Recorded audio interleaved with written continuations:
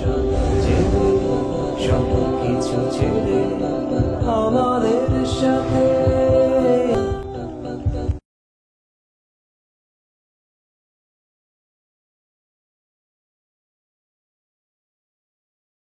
আসসালামু আলাইকুম রহমতুল্লাহি ওয়া বারাকাতুহু। আজকে আমাদের মধ্যে আরো একজন মুসলিম ভাই, তিনি তার ইসলামের ফিরে আসার কারণ, দিন গ্রহণ করার কারণ, কেন তিনি ইসলাম গ্রহণ করলেন, ইসলামের ভালো লাগা, অনুভূতি এবং ইসলাম গ্রহণ করতে গিয়ে যেসব সমস্যার সম্মুখীন হয়েছেন সেই সকল বিষয় নিয়ে খোলামেলা আলোচনা করবেন আমাদের সাথে।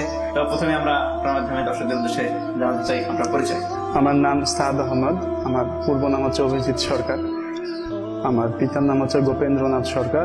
তো একদিন বলতেছে আমাকে এক ফ্রেন্ড বলতেছে যে ইসলাম হিন্দু ধর্মে পবিত্রতার কি বিধান আছে, মানুষ টয়লেটে গেলে কিভাবে পবিত্র হবে, গোসল করা কিভাবে পবিত্র হবে। আমি বলি যে এইগুলো পবিত্রতার বিধান, এগুলোকে থাকতে হয় নাকি, এগুলো তো মানুষ সবাই জানে যেভাবে মানুষ হয়। ও বলছে না, আমাদের ইসলামে আল্লাহ রাসূল মানে নবীজি শিখাই দিয়ে গেছেন এইভাবে পবিত্র হইতে হবে। প্রথমে ঢিলা কিলো ব্যবহার করতে হবে, টিস্যু পেপার ইউজ করতে হবে, তারপর পানি ইউজ করতে হবে। তো বললাম কেন ইউজ করবে, এত কিছু ইউজ করার দরকার কি? তো আমাকে বোঝাচ্ছে, বলছে দেখো যে ওইখানে যদি একটা নাপাকি পড়ে থাকে বা এরকম একটা খারাপ নোংরা জিনিস পড়ে থাকে, তুমি কি সরাসরি হাত দিয়ে ওটা? তো আমার কাছে তখন খুব অবাক লাগে, এত ছোট একটা বিষয়, এত মানে নিম্নমানের একটা বিষয় এত সুন্দরভাবে ইসলাম শিখিয়ে দিয়ে গেছে। তো আমাদের মধ্যে তখন ইসলাম বিষয়ে জানার আগ্রহটা আরো বেড়ে যায়। হিন্দু ধর্মগ্রন্থে এটা বলা আছে যে একটা অবতার আসবে, কল্কি অবতার নামে একটা অবতার আসবে, সে অবতারকে মানতে হবে।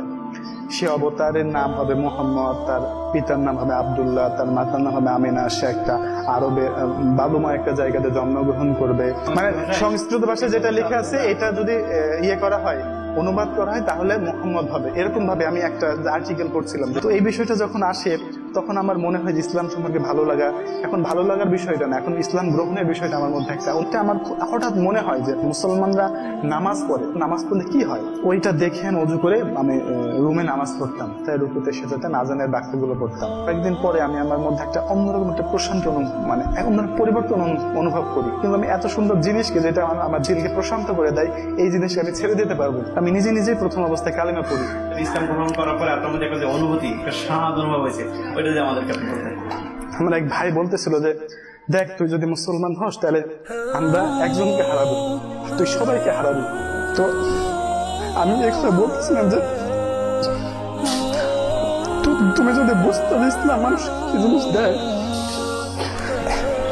আমি ওনাকে এই কথা বলতেছিলাম যে তুমি যদি বুঝতে ইসলাম মানুষকে কি দিবে, কি এনে দিবে, তুমি জীবন দিয়ে দিলে, তারপর ইসলামকে ছাড়তে না।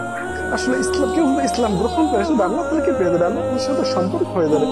তো যে আল্লাহ তাআলাকে পেয়ে গেল, সমস্ত দুনিয়ার মালিক, আসমান জমিন যা কিছু সমস্ত কিছুর মালিককে যে পেয়ে যাবে, তারপর তার কোনো কিছু দরকার হয় না, বা তার অনুভূতি কোনো ভাষা থাকে না। يا لا لا لا يا لا يا لا لا لا لا